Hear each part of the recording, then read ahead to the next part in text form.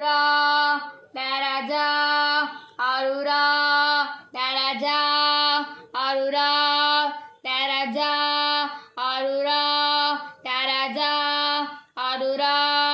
Daraja Arura Daraja Arura Daraja Arura Daraja Arura Daraja Arura Daraja Arura Daraja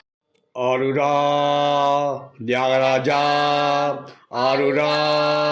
Dyagaraja Arura Dyagaraja Arura Dyagaraja Kumbakonam ராஜா ஐயாவின் அப்பா மகாலிங்க ஐயர் அவர்களுக்கு நமது தியாகராஜா திருக்கோயில் மோட்ச தீபம் போடப்பட்டது.